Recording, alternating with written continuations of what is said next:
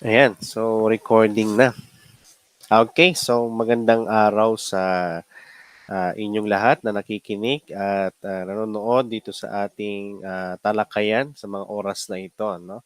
So bago ako magsimula sa pagtalakay sa ating paksa, papakilala muna ako. No? So ako si Sir Alan Prado, isa ring teacher ng Social Science sa PCU, Philippine Christian University. No? So ako ay naimbitahan, no, ang inyong subject teacher sa DISS, no, Discipline and Ideas in Social Sciences, si Sir Ren Sempino, na talakayin nga itong ating magiging paksa sa hapon na ito. So, kung papaanong kayo ay masiglang nakikinig, no, kay mga discussion ni Sir Empino, sana kayo maging ganun din dito sa ating magiging talakayan nga sa mga oras na ito. So, ating tatalakayin para sa mga oras na ito ay ang Philippinization of Social Sciences. No? So, ano itong Philippinization of Social Sciences? Ano ang ibig nating sabihin pag sinabi nating Pilipinisasyon ng agham panlipunan? Yan ang ating aalamin sa pagkakataong ito. No? Okay? So, ano ang Pilipinisasyon ng agham panlipunan? No? Pag sinabi nating Pilipinisasyon, no? Okay, ng araling panlipunan or agham panlipunan, tumutukoy yan sa pag-aaral, no, ng agham panlipunan, no? Ba't ibang sangay ng agham panlipunan, no? Dito sa Pilipinas sa pamamaraan sa lente at perspektibang Pilipino. Okay? So nakita kasi, no, ng mga eksperto, ng mga scholar at tagapag-aral, no, okay, mga social scientists ng ating bansa na ang baybay, no, ang pagtalakay natin sa iba't ibang sangay ng ah, ng araling panlipunan, agham panlipunan ay heavily based on Western ideas, concept, theories, and perspective. So, ang ginagawa natin dito ngayon sa indigenization or Philippinization of social sciences, no, binibigyan natin, no, ng pag-aaral, no, ang mga ito sa gamit naman, no, okay, or kasama naman ang perspektiba, okay, lente, okay, orientasyon at pag-unawang Pilipino. Okay? No? Para hindi ito masentro lang doon sa Western societies, no? Okay? Western concepts and theories and ideas. Okay? So, ibig ba sabihin nun, sir, ay tinatapon na natin ang Western concepts, theories? Hindi. No? Sabi nga, dito sa illustration sa concept map ni Guades, no, no 2004, no, sa Filipino philosophy. Okay, no? Philosophy mahalaga eh, no. Orientasyon 'yan eh, yan yung dadirect nung daloy, no, noong pag-aaral, no. Okay. Okay. Philosophizing.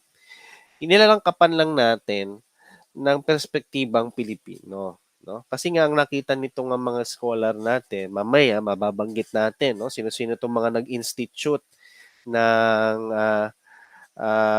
Filipino-based social science study sa iba't ibang larangan o sangay ng social sciences dito sa ating bansa, no?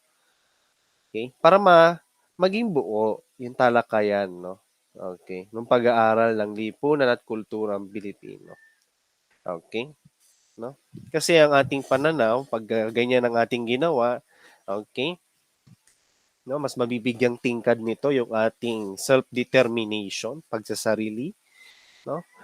Okay, no? Yung ating peoplehood, okay, no? Mas maunawaan natin ang ating lahi, okay, yung ating kabansaan, ang ating bansa, ang ating lipunang Pilipino. Okay? So, ang mababanggit natin sa hapong ito ay ang Sikolohiyang Pilipino, Pilipinolohiya, at Pantayong Pananaw. Okay? So yan ang ating hangarin sa Philippinization or indigenization of social sciences. No? Basagin yung mahabang panahon ng pamamayagpag ng makakanluran, no? Na pag-aaral ng agham panlipunan dito sa Pilipinas. Okay? Bakit kailangan nating indigenize ang social sciences? No? So, ito, babalikan lang natin, no? Ilan sa mga characteristics ng culture. Alam naman natin na ang kultura ay komplikado, no? Culture is a complex integrated coping mechanism and strategy. So, ibig sabihin, it cannot be, hindi ito maunamaan sa uh, on a universal formula. Okay? Kasi mamaya, no? Okay? Mababanggit yung isa pang characteristics ng culture, no? Kasi ang kultura ay mayroong o binubuo rather ng iba't ibang concepts, behavior, no? Underlying perspective, worldview, okay? Then yun nga, yung produkto, yung byproduct ng culture, non-material and material culture, no? Okay? At yan iba-iba sa kada kultura na mayroon sa uh, iba't ibang bansa sa daigdig. No? Okay? Sabi nga ng UNESCO, culture is a whole complex of distinctive spiritual, material, intellectual, and emotional features that characterize a society or social group. Culture characterizes a society. No? Each society has its own culture. Okay? Then, yun nga, doon tayo papasok. No? Isa sa mga characteristics ng culture kung bakit natin to kailangang indigenize, bakit natin kailangang indigenize sa pag-aaral ng agham panlipunan, culture is relative. Okay? No? Kakaibang kulturang mayroon. No? Ang iba't ibang bansa sa iba't ibang panig ng daigdig. Okay? Kaya nga, no? Meron tayong konsepto ng cultural relativity, no? Okay? Na dapat daw ang pag-unawa nating ginagamit sa isang kultura ay nakabatay doon sa konteksto mismo ng kulturang iyon na ating pinag-uusapan, no? Okay? So, 'di ba, there are two views of culture, ethic and emic, no? Ethic from outsiders' vantage point, okay? Sinusuri, dinadalumat mo yung kultura kahit ikaw ay tagalabas doon sa lipunan na yon, no? Okay? No? Na kinaparoroonan nung kulturang pinag-uusapan.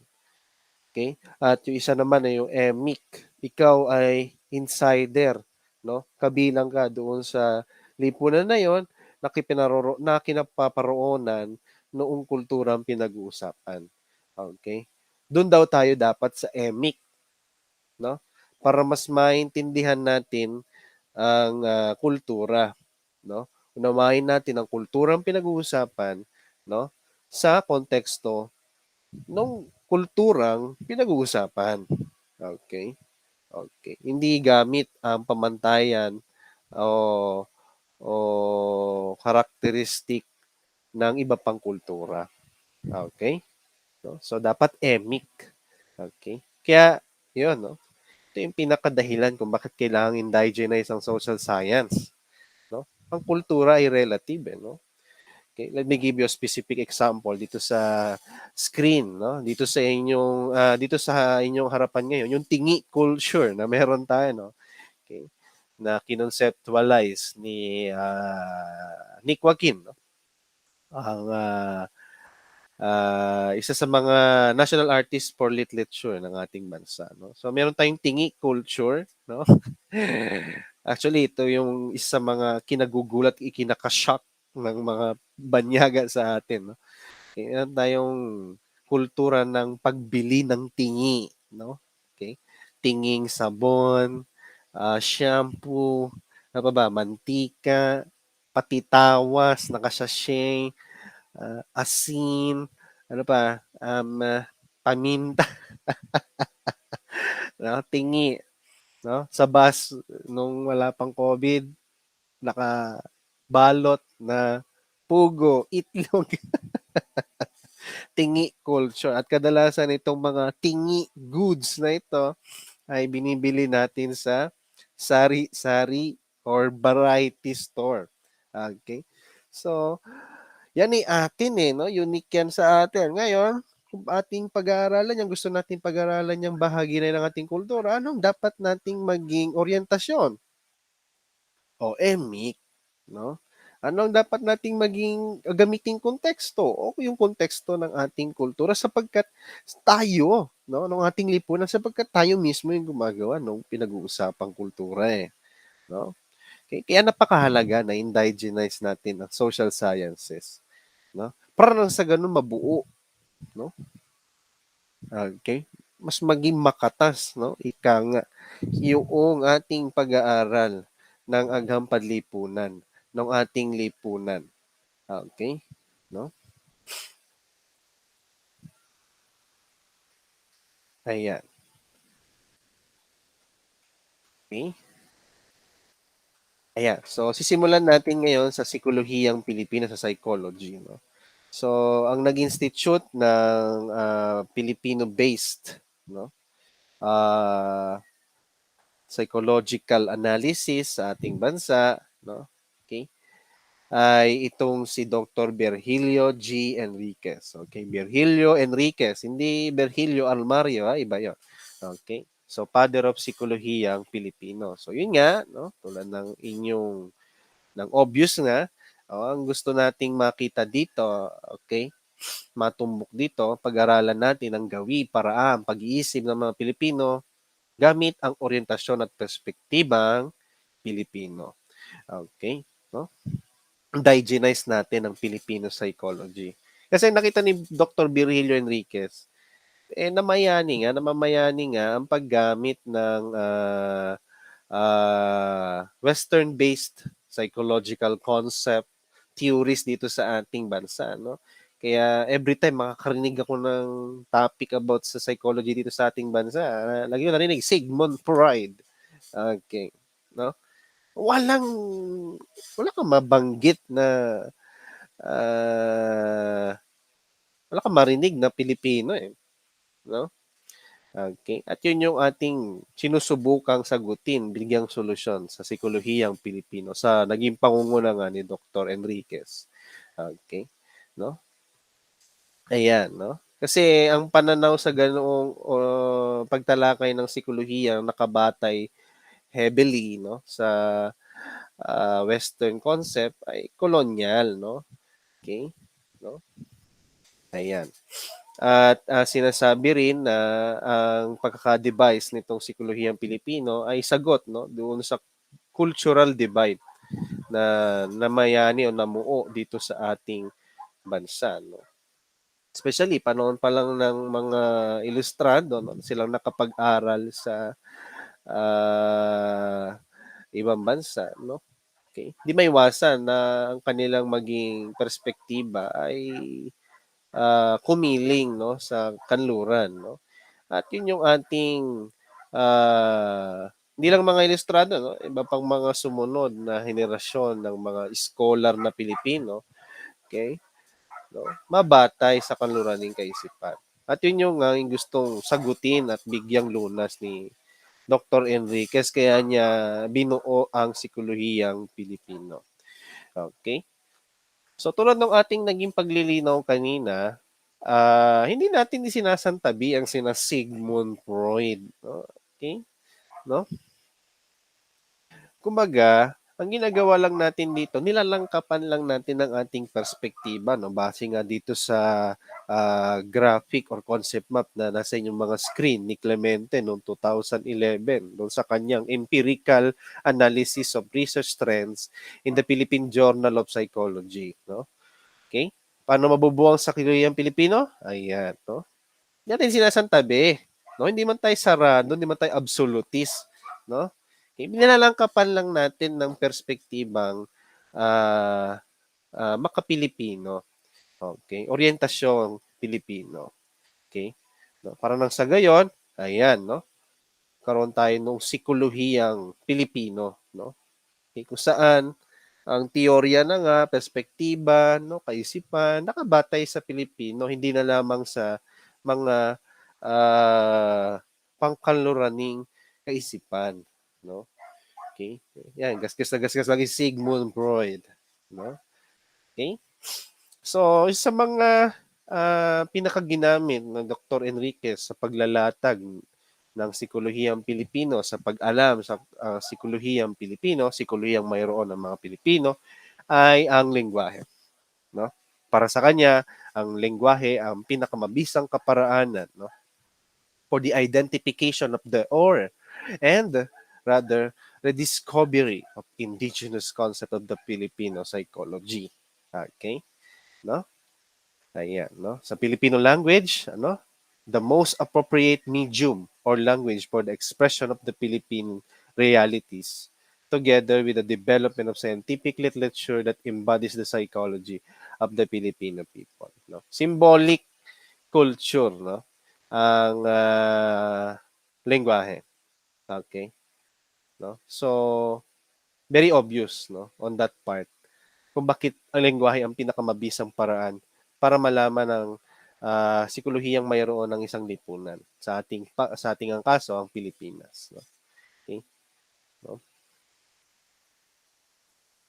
Lengguwahe rin ang medium for transmission of culture, no? No? Okay? No? So sa mga bagay na 'yan, kita ninyo, very obvious yung punto ni Dr. Enriquez na ayan, no? Lengguwahe ang pinakamabisang paraan para damulatin ang sikolohiyang mayroon ang mga Pilipino, no? So, ito body language 'tong mga nandito, example ko sa inyo, ayan, sa inyong mga screen, no? Pagka may nag-uusap, no? Dadaan ka, no? Yuyuko eh, no? Yuyuko. Tapos hindi lang yan basta yuko, no? Okay? Nakaano pa yan? Naka-cross, nakalapat pa ang kamay ng gayaan. No? Ano ibig sabihin nun? No? Sobrang galang ba? Huh? Okay. No? Ba't kaya, no? Kung sobrang galang ang ibig sabihin, bakit kaya? No? Ano kaya ang pinakamalalim na ugat, no? Noong kultura, no? Bakit ganyan, no? Okay? No? Ba't ganon? Ganon ang isipan. Oh, pag may magkausap, dadaan ka kayo ko. Okay? Then, ito naman, pag nagtuturo, dalasan nguso. No? Sa CR. Dun. Dun. Ba't kaya? No? Western, ganyan, no? Pinpointing. Dun, dyan. No? Hapon, no? Kung nanonood kayo ng mga news, weather forecast nila doon, no? Ganyan sila magturo, eh, no? Doon. Siya, no? Okay? Buo, no? Tayong uso. Kaya, okay. No? Pinaka-core concept ng ating talakayan sa sikolohiyang Pilipino ay ang konsepto ng kapwa. Okay. No? So, ang kapwa class ay hindi katulad nung others and stranger ng Western societies. Eh, no? Pag sinabi mo kasing kapwa, no, tinitignan mo yung taong yon, no, hindi lang basta ibang tao eh, no, kundi refleksyon ng iyong sarili, no. Okay? Somehow, magkakonekta kayo. Okay? No? Okay? Titingnan mo ang iyong kapwa bilang extension ng iyong sarili. Okay? Kaya yung interconnectedness and interrelatedness, no, sa kulturang Pilipino, napaka-tingkad, eh, no, napakalalim, no. Mga Pilipino ang hilig sa picture, no, group picture. Sama mo ko, walang maiiwan, togetherness, no. Isa yan sa mga diyan mo mati-trace, na ang Pilipinas talaga ay hindi kanluran kundi Asianong, bansa 'no. Communal, hindi hindi sila individualistic 'no. Yung stranger and others kasi nakaugat yun sa individualistic perspective, 'no. Ako, ikaw 'no. Ang Pilipino hindi gano'n, 'no. Extension ng iyong sarili ang kapwa. Kaya kahit di mo kakilala, 'no, okey. Yung nakaraan, piyesta dito sa Dasma 'no, bawat madaanan mo diyan napapatagay ka. Shot ka muna, 'no. Yung iba diyan di ko na kakilala pero inaalok ka 'no. Bakit 'no? Kasi nga yung kapwa 'no, extension ng ating sarili 'no. Titingnan natin sila bilang kalibel natin 'no. Okay. Kaya nga pati sa gawa 'no, ang primary ah, moral compass natin is yung golden rule 'no, huwag mong gawin sa iba ang ayaw mong gawin sa iyo 'no. Okay. Ayaw mong tinatrato ka ng hindi maganda 'no, hindi mo rin dapat itrato ng hindi maganda ang iyong kapwa-tao 'no. Okay. 'No. Kumbaga ginagawa mo 'yun sa sarili mo na rin, 'no, extension nga, ng iyong sarili 'no, ang ibang tao. Na dapat kung ayaw mo ngang masaktan ka, wag ka ring manakit ng iba 'no, something like that. Okay. Kaya yan ano, sa 8 levels of interrelatedness na nakikita niyo sa inyong mga screen 'no, category pa lang ng ibang tao kita mo na agad yung relatedness, interrelatedness, ano. Okay? Hindi mo matitrace yung stranger and others na concept ng Western society, ano. Dito ibang tao pero kailangan mo makisalamuha, makitungo, makilahok, makibagay, makisama. No, bakit? Kasi nga ang kapwa ay extension ng iyong sarili. Hindi mo siya tinitingnan bilang kaiba sa iyo, no? Na kumbaga there is line between the two of you. Hindi ganoon, no? Connection kayo. Okay, no? And then syempre lalo dun sa iyong mga taong hindi iba sa iyo, no? Mga minamahal mo sa buhay, no? Okay. Ayan, no? Pakikipagpalagayang loob, kaibigan mo, okay, no? Pakikisangkot at pakikiasa, no? Okay. So doon pa lang sa level ng ibang tao, kita mo na yung interrelatedness, no? Mamayani sa lipunang Pilipino pagdating sa ating psikolohiya, no? Paano natin itrato, behavior ang ating mga ang ibang tao. Okay? Kaya nga class, no? Ang Pilipino talaga nag-excel no sa mga service-oriented industry, no? Okay? Sa medical courses, no? Midwife sa ibang bansa, no? DH, no? Kasi caring, no? Bakit? Kasi kahit hindi mo nakadugo, no? Ayun, doon mo matitrace. Kahit ibang tao, okay, sige ang pakikirelate, no?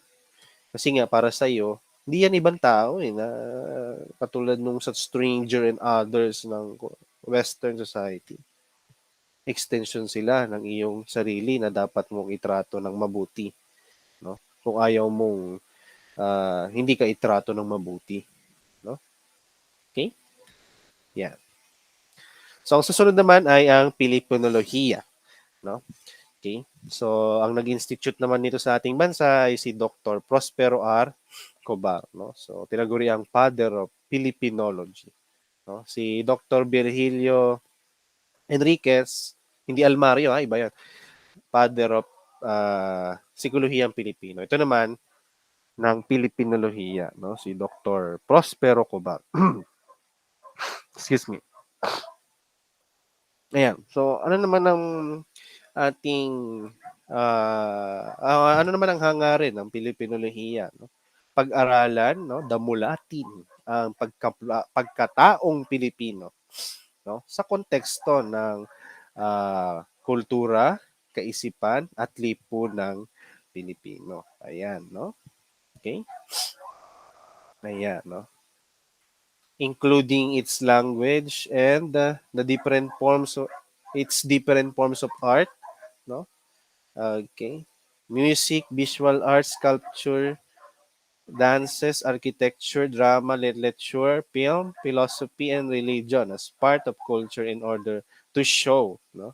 Okay? Ba't natin ito ginagawa? Anong ating aim? Ultimate aim, no? To show the Filipino-ness or pagka-Pilipino ng mga field na nabanggit, no?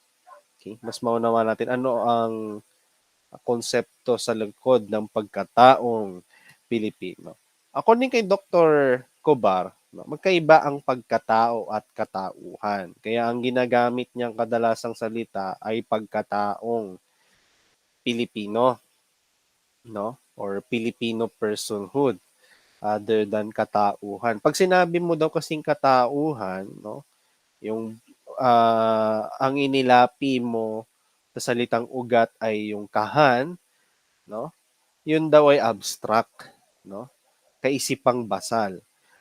Kapag ang inilapi mo naman sa salitang ugat na tao ay ang pagka, okay, tumutukoy daw niya iyon doon sa nature or kalikasan ng pinatutungkulang bagay o pinag-uusapan, no? Kaya daw sa Pilipinolohiya marapat na sabihin, no, pag-aaral ng pagkataong Pilipino, nature, personhood, pagiging tao ng Pilipino. Okay? No? Na may dalawang uri, pagiging tao, biological, pagpapakatao ay yung cultural na aspeto at yun yung pinaka-emphasis ng Pilipinolohiya. Okay? No? Madali ang maging tao, mahirap ang magpakatao. No? Okay? Sad to say, nawawala na yung kultura ng mano. No?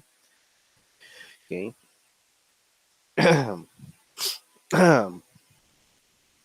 Sana wag tuluyang mawala. No? Isa yan sa mga, ako, ang personal kong pananaw dyan ay isa yan sa mga traces ng ating pagiging Asyano. Eh. Pagiging magalang sa mga magulang. No? Okay? No? Sa East Asian culture ay yung titawag nating sa Confucianism, filial piety. No?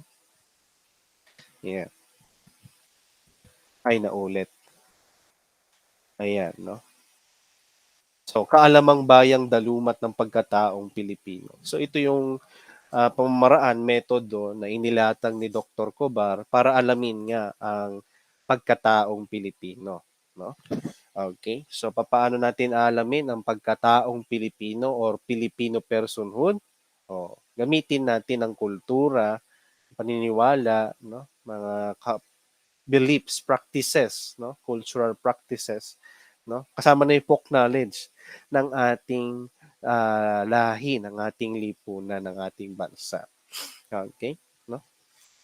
So, mahalagang bigyan pansin, no, sa pag-aaral sa Pilipinolohiya, no? Yung palang budhi, yan ay kakakbit, no, o nagmula sa konseptong sa konseptong Buddhi, no? Hindu ito eh, no? No? Sanskrit na tumutukoy sa katwiran, kaalaman, no? Okay? Yan. Hanggang sa ito ay ma-adapt sa uh, ano to? Malayan culture, Gimbudi, at nang makarating dito sa atin, ayan, no? Budhi, no? Sa Tagalog. Okay. No? Okay.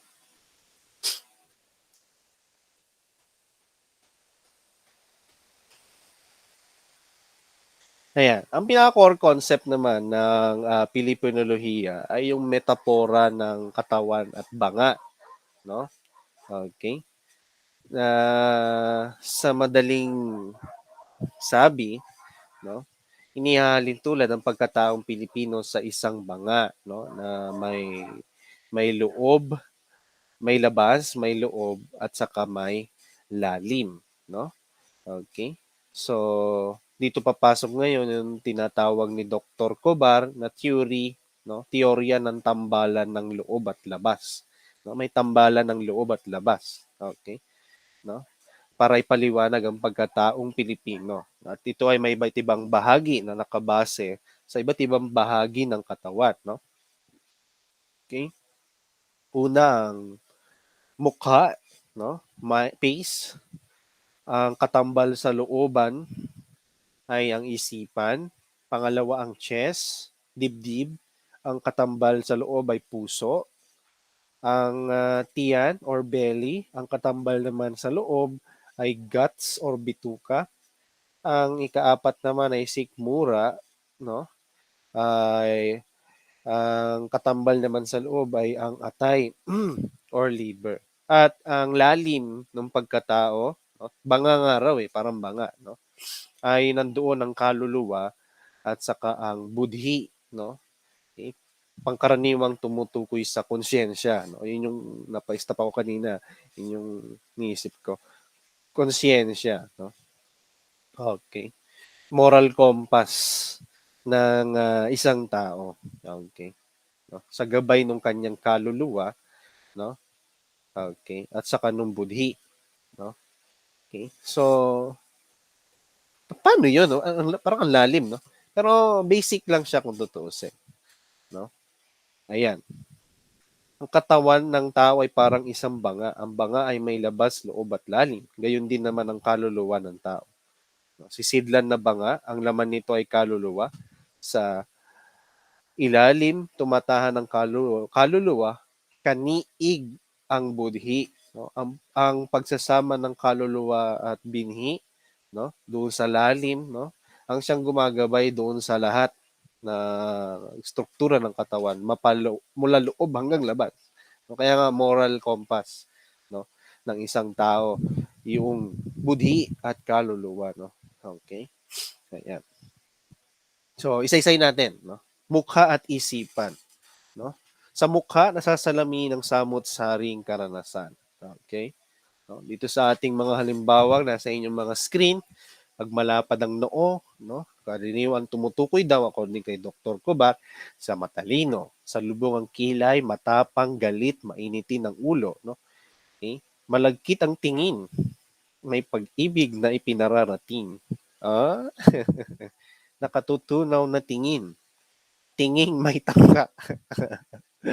Ayan. So, sino kaya yung tinitingnan ni Sir Renz ng malagkit at nakatutunaw? Joke lang. Matangos ang ilong, magara, magilas. Maduming bibig, masamang magsalita. Ngiping nagngangalit, nanggigigil, galit, no? Okay? Ang nguso ay labing gamit sa panturo. Ito yung kanina. Hindi taos sa puso ang paggawa ng isang bagay ng taong nangunguso. Ibig na ituro mo gano'n. Ay, according nga kay doktor ko, para ang natamad ka. Yan yung kanyang uh, pag-unawa doon sa sa asal, no? Pagturo. Okay? Pero sa madaling sabi, bakit mukha ang isipan? Salamin ng isipan ang mukha, no? Okay. Salamin ng mukha, ang damdamit kalooban ng pagkatao, no? Batay sa ninilok ng kanyang karanasan, no? Okay? Ng kulturang karanasan. Okay? No? Ayan. Okay. Ay mukhang nangungusap ng sariling pagkatao ayon sa kapahayagan ng iba't ibang bahagi ng mukha. Kaya itinambal niya ang isipan sa mukha. No? Salamin daw ng isipan ng mukha. Okay. Okay. Kapahayagan ng pagkatao, ang isipan at ang mukha. No? Ayan. Okay. Pinakatampok na bahagi, no, uh, ng kamalayan, no? Okay, ng katawan. Okay. Isipan. Kasi para kay Dr. Cobar, no, ang isip ang pinagmumula ng diwa, kamalayan, ulirat, talino at bait. Okay? No?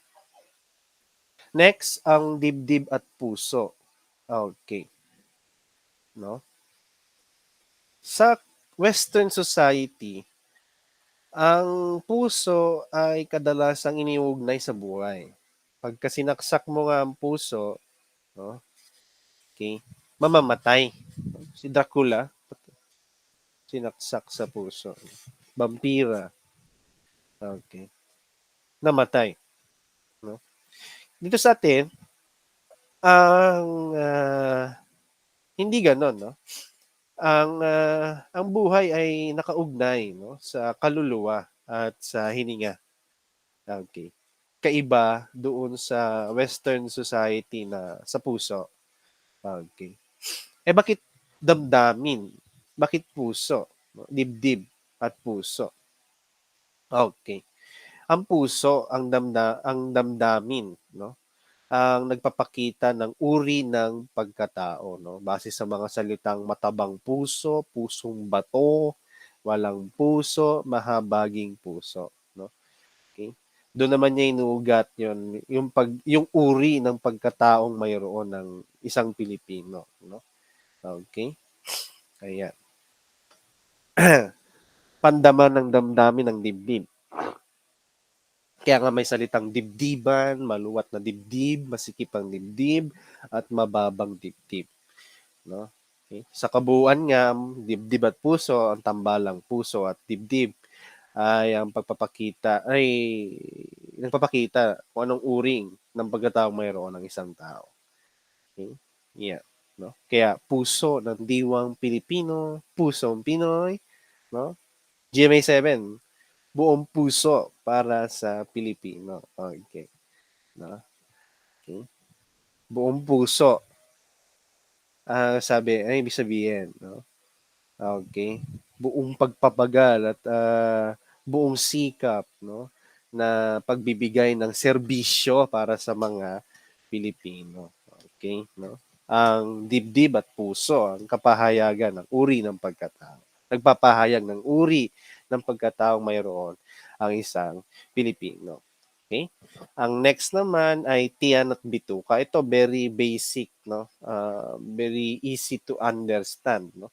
Ang naging paglalahad ni Dr. Cobar, ang tambalang tiyan at bituka ang naglalarawan ng kalagayan ng pagkataong mayroon ang isang Pilipino. Malaki ang tiyan, kadalasang ayan, no, yung masasalamin ng mga salitang busog, matakaw, o kaya may bulatis sa tiyan.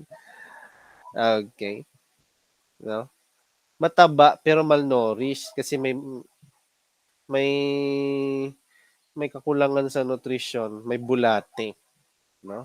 Pwede ring makamkam, masiba, greedy. Okay, no? Maliit ang tiyan, gutom, mahirap, no? Kulang sa kain. Very easy to understand. Bitukang sala sa labid, buhay na punong-puno ng balakid, no? So yun nga, sa kabuuan, ang tambalang tiyan at bituka ang naglalarawan ng kalagayan ng pagkataong mayroon ang isang Pilipino. No? Kadalasang associated nga ang payat sa mahirap, ang mataba sa mayaman. Hindi man ako ganong mataba. um, Middle lang. Okay. lower mid lower middle class. Ayan. Next, ang sikmura at atay.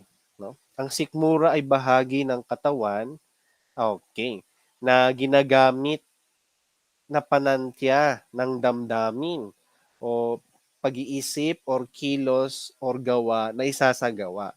Kaya nga meron tayong mga salitang pahayag rather na hindi ko masikmura.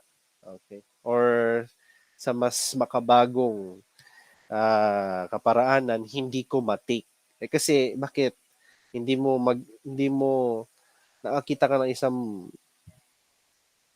kwento, nakapakinig ka, kwento, karumal-dumal na krimen, hindi mo masikmura kasi tumatama doon sa iyong moral compass, no? Doon sa iyong moralidad, no?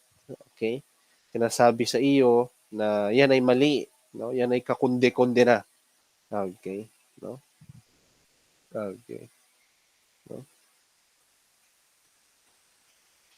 Masama, malakas, mahapdi, umaasim, di mabuting pakiramdam, hindi matanggap ang isang bagay.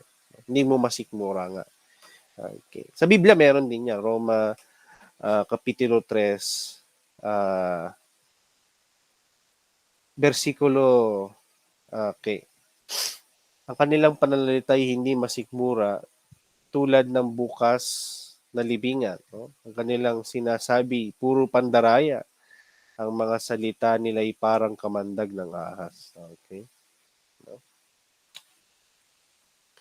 Yung pagsasabi ng hindi maganda, no, salita, okay, hindi mo masikmura, no? Alam kasi sa iyo, hindi yan dapat na gawin at salitain, wikain, no? Okay? No? Ganun din ang pandaraya. Hindi mo masikmura ang dayain ng iyong kakilala sapagkat para sa iyo yan ay hindi dapat gawin, no? Okay, no? Panansya ng damdamin, no? Okay? Okay? Sukatan na magiging basehan ng iyong gagawing gawa, kilos, or isip. Hindi mo masikmurang pag-isipan ng masama ang taong ito. Okay? Sapagkat ang iyan ay hindi tama at hindi dapat gawin. Okay? At ang pinakalalim, no? Ang kaluluwa at budhi, no?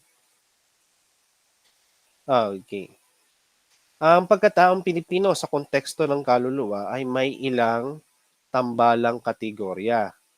Okay? So, una, maganda o pangit na kaluluwa, matuwid or haling na kaluluwa. Ang ikatlo naman ay dalisay maitim na kaluluwa.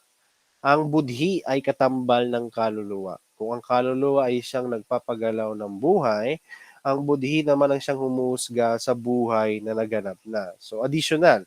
Okay? No?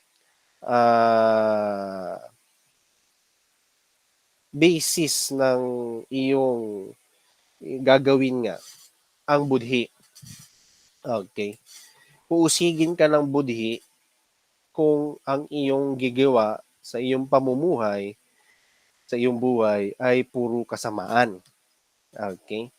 No? Yun yung konsepto. Okay? Yun yung tinutukoy nating basehan ng kumbaga moral compass, no, ng gawi asal ng isang Pilipino. Okay? No? Ayan, no? Konsiyensya. Okay? Then kadalasan pa nag-uudyok sa iyo na wag gawin ang isang bagay sapagkat alam mong ito ay maring bumalik sa iyo, no? Yung konsepto ng karma. May ganun eh, no? Okay. May ugat 'yan sa Hindu culture, no? Karma. Okay. Gumawa ka ng kasamaan, usigin ka ng budhi mo, sabihin sa'yo ng budhi mo, meron niyang balik sa'yo. Okay. No? Sukatan ng gagawin, no, ng dapat na maging pamumuhay ng isang Pilipino, kaluluwa at ang budhi. Okay? No? Kung sinusunod mo ang iyong budhi at papakabuti ka sa iyong asal, sa iyong gawi, no? Ayan, maganda, no? Matuwid, dalisay ang iyong kaluluwa. Kung hindi, pangit, haling, maitim ang iyong kaluluwa. Okay. No? Ayan. Ang budhi ay nag-uusig ang pagsisisi at paghingi ng kapatawaran, pati na rin ang pagbabayad ng anumang masamang nagawa ang maaaring magpatigil sa budhi sa pagpapatuloy ng pag-uusig. Nabanggit ko na kanina. Ang lokasyon ng budhi katulad ng kaluluwa ay laganap sa buong katawan ng pagkatao, sa ilalim o kaibuturan. ang tambalan ng kaluluwa at budhi ang siyang kinasasadlakan ng iba't ibang pagkatao na may iba't ibang damdamin, isipan, kilos at gawa. Kasi yun nga yung basihan. No? Okay. No? Kadalasan, siyempre, no, ang orientasyon, okay, batay sa dikta ng budhi, gumawa ka ng mabuti at iwasan mo ang masama sa iyong kapwa. No? Okay. Mapaisipan man, no? Okay.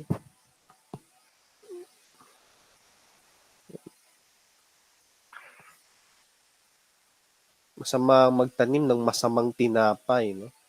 Okay. Sa iyong kapwa. Budhi ang nag-uudyok. Okay? Ayan.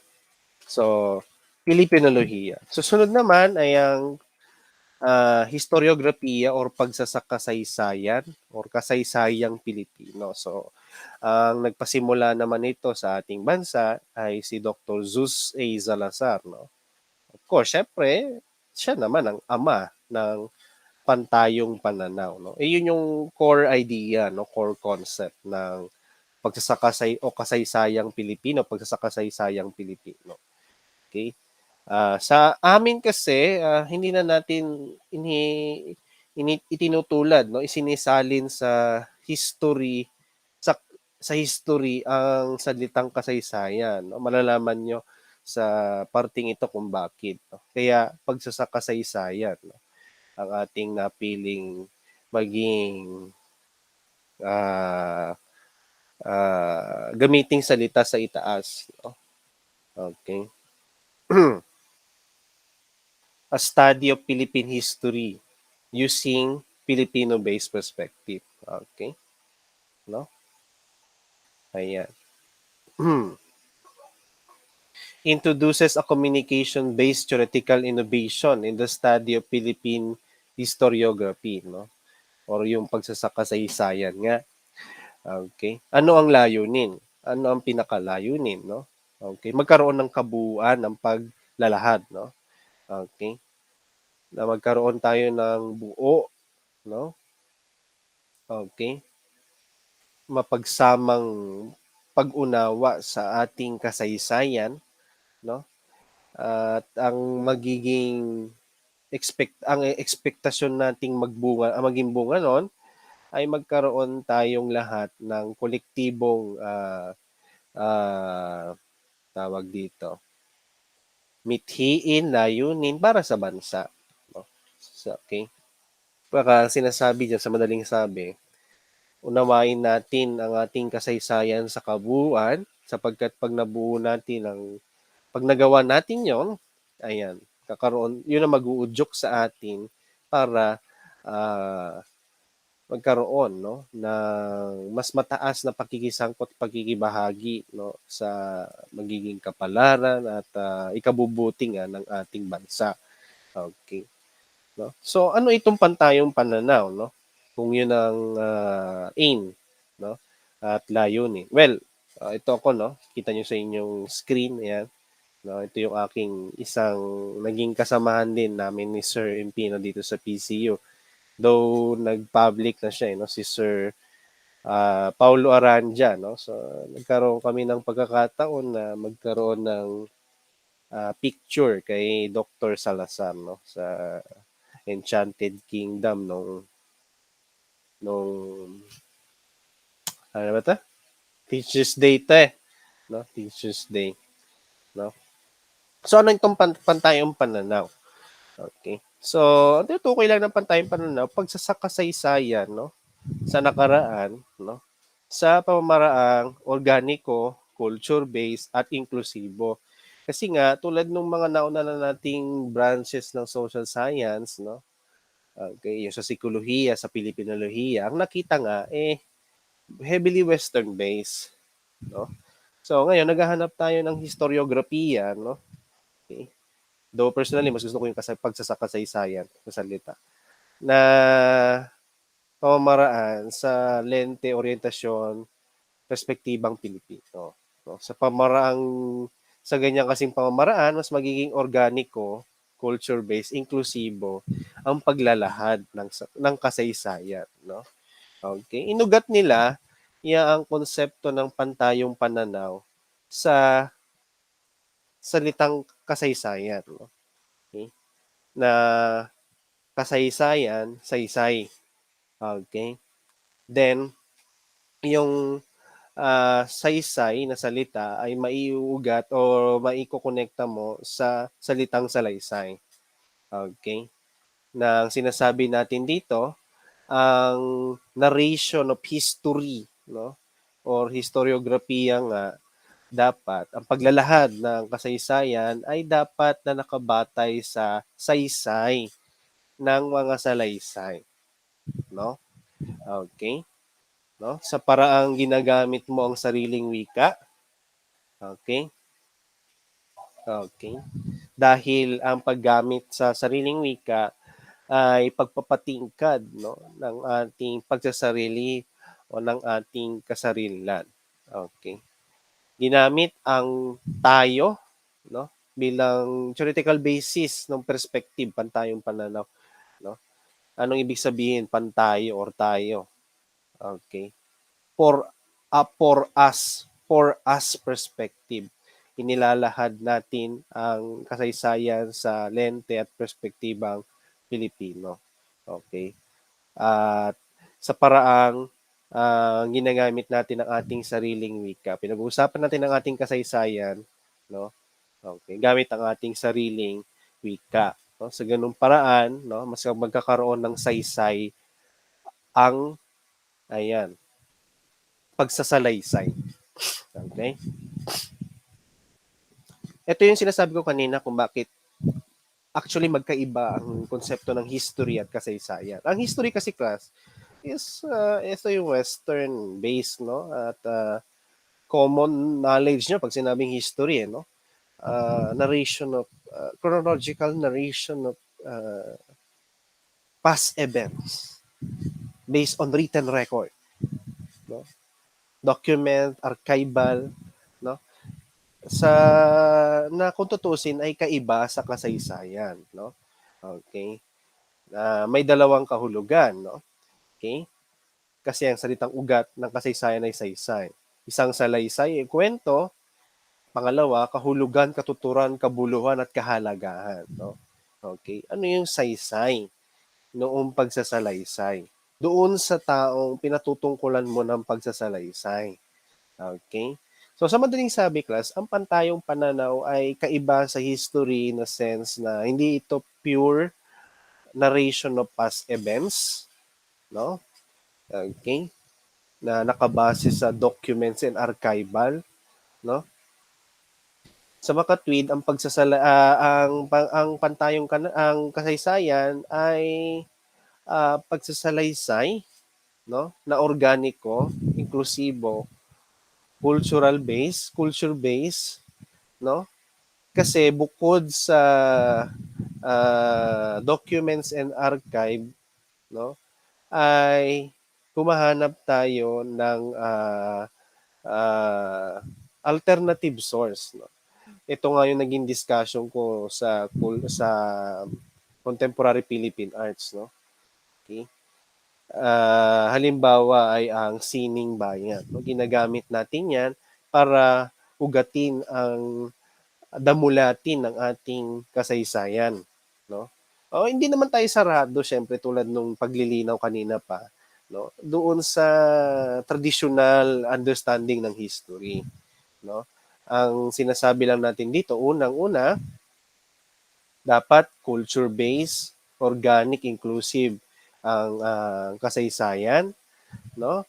At may iba pang pangalawa, may iba pang alternatibong pamamaraan o mapagkukunan ng ating ilalahad, isasaysay, no? Sa kasaysayan, no? Andiyan ang sining bayan, no? Visual, literatura, pagtatanghal at musika, no? Okay? Sa mga naging example ko sa mga estudyante ko no sa CPA diyan ay yung manunggul jar, no? Okay, paano natin ginagamit ang manunggul jar sa kasaysayan? Ano ang significance ng manunggul jar? No? O, edi makikita mo dun sa takip eh, no, nung banga. May picture ako nun dito, hindi ko lang. Ayan, no. Hiramin muna natin ito sa Pilipinolohiya at pala ikinabit ko yung graphic dun sa current slide natin. Kita nyo doon sa takip, no? May taong nagsasagwan at merong taong nakasakay doon sa bangka, no? At mayroon silang paruroonan. Ang manunggul dyan ay burial jack, no? Okay? Pagkaagnas ng labi ng yumaong mahal sa buhay, ay ilalagay yung buto dyan sa loob. No? Hindi pagkamatay, chachap-chapin, ha? Hindi naman bulalo. Ilalagay mo sa loob. No? Ang ating makukuha dyan sa manunggul jar, no? Nakita natin na noong unang panahon pa man ay meron ng nasibilisado na ang mga Pilipino, no? Meron na tayong mayamang kultura, no? Ano yung kultura makikita natin diyan? Oh, yung yung paniniwala ng ating mga ninuno sa kung ano ang buhay pagkatapos ng kamatayan. Yun yung manifestasyon ng dalawang figura dito sa takip na ipinapakita, no? Okay. Yun yung sinasabi natin sa kasaysayan, no? Ah, hindi nababatay ang pagsasalaysay sa documents and archive, no? Though pwede din gamitin 'yan. Pero sabi nga ni Dr. Vic Billian, isa rin sa mga tagapagtaguyod ng pantayong pananaw, no? At ng organikong pag-unawa sa salitang kasaysayan na ating tinatalakay, eh, ayun, no? Secondary lang yan. Okay. May iba pang alternatibong mapagkukunan ng source nga ng pagsasalaysay ng kasaysayan. No? Sadya ng sining bayan. Okay. Ang kultura sa kabuuan. Okay. No? Ayan. At dapat, no, sa kabuuan ng pantayong pananaw, sabi, ulitin lang natin para mas maliwanag sa inyo. Ayan, gamit ang sariling kultura, ay sariling wika, no? Okay. Tayo mismo nag-uusap-usap ng ating kasaysayan. Okay? No? Ang ginagamit natin sa pag-unawa ay ang perspektiba Pilipino, no? Kaya pantayo, no? Yung atin ang ginagamit, hindi pang kaming pananaw. Pag kaming pananaw, emic yun, no? Nunawang kasaysayan para sa perspektibang panlabas. Pantayo, dapat loob, nasa loob. At pag nagdidiskurso tayo, nagsasalaysay tayo, naglalahad tayo ng ating kasaysayan, nasa wika natin. No? Ayan, dito nyo makikita sa graphic na ito. Okay, ang diwa ng pantayong pananaw ay nasasalamin sa paglalarawan ng proseso ng komunikasyon. No? Ang nagsasalaysay at sinasalaysayan ay nasa iisang puok ang kultura. Okay? No? At ang kanilang medium, no, ay ang wika, no, sa paghahatid ng mensahe. Okay? Ganitong paraan, magkakaroon sila ng talastasan, ng diskurso, mayamang diskurso. Okay, at talakayan sapagkat ang kanilang pinag-uusapan ay nauunawaan ng sender at saka ng receiver. No? Okay? Nandoon sila sa isang pook, alam nila ang medium. Okay? No?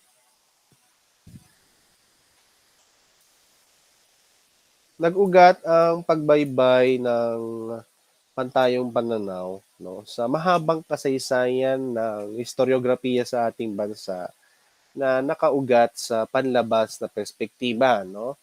Okay? Kasi nga tayo ay nasakop ng mga banyaga sa mahabang panahon, no? So, it's not surprising na ang maging daloy ng aming pag-unawa sa nakaraan ay nakabatay sa uh, kanluraning perspektiba, no? Pangkami. Okay? No? Na, ayan, no? Ating ngayong sinisubukang baguhin, no?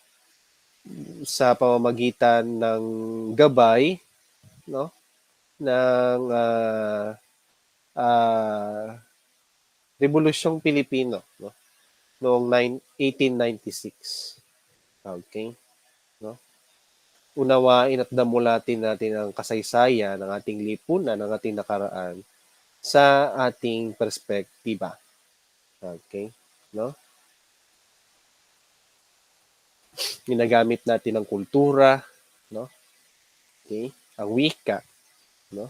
Pati ang mga kaalamang bayan, no? Okay? Oral traditions, kasama na diyan. Okay? Para magkaroon tayo ng bagong kasaysayan. Okay? Okay? Na ating uh, inaasam, no, sa praxis nitong pantayong pananaw. Okay? Ayan, no? Ano ang kaalamang bayan? Ayan, no? Cultural context, puok pang kasaysayan. Okay? Ayan. Nandiyan yung two types of culture, material field, non-material field, no? Okay? Yan kasing two types of culture na nakaugat dun yun dun sa ano eh, experience, no? Sa phenomenological, no? Okay. Worldview. Okay. No? Ang konteksto ng worldview ay nakabatay sa taong nakararanas no noong kapaligiran. Okay? No? At yan ang ating ginagamit, no? Sinasabing alternatibong uh, source, no? Okay, ng kasaysayan. Bukod sa documents and archives, no? Okay? Kagamitan, okay, oral tradition, pati kwentong bayan, no? Kasama. Okay. Makaagham, panitikan, literatura. Okay. No? Equals to kaalamang bayan, the people's knowledge. Holistiko. No? Okay. Ang history kasi ng West, nakabatay lang heavily sa archival documents. Eh. No? Tayo hindi ganon sa kasaysayan. No? Holistiko ang ating pag-unawa, buo. No? Okay? O hindi tayo sarado, syempre, inulit ko. Ginagamit din natin ang documents archival. No? Okay. Pero kumbaga, meron pang alternatibo at mas mayaman, no? Okay, na source ng kasaysayan. Okay. Yun yung ekspresibong kultura, expressive culture, no? Diyan na lahat, no? Sa kabuuan ng kaalamang bayan. Okay? No? Ayan. Ayan, no?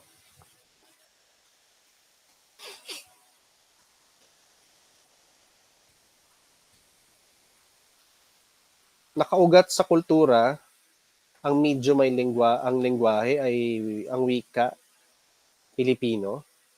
Okay? No? Nadalumat ang kalinangang bayan, ang Pilipinas, ang lipunang Pilipino. Okay? Kabuuan ay pantayong pananaw. Okay? Ayan. No? Pagdating sa international historical discourse, yung dinalumat natin sa pantayong pananaw, isinasalin natin. No? Okay? At yun ang ating ipinipresenta sa labas. No? Sa medyo technical na itong mga pinapakita ko. No? Pero sa mas madaling pag-unawa, para mas madaling nyo maintindihan, no? Simple lang ang sinasabi ng pantayong pananaw. No? Okay? Iba ang kasaysayan sa history, hindi siya pure narration, chronological narration of past events. Okay? May alternative source ng pag-unawa sa kasaysayan, no? Sa pagsasalaysay ng nakaraan. Yan ang kaalamang bayan, ang ekspresibong kultura. At dapat nating gawin ang pagsasalaysay sa perspektibang Pilipino.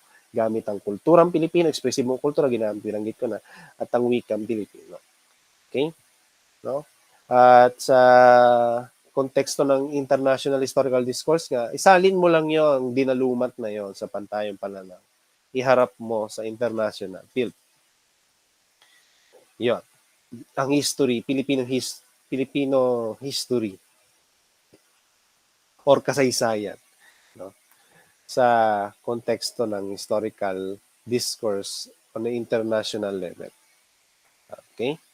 No?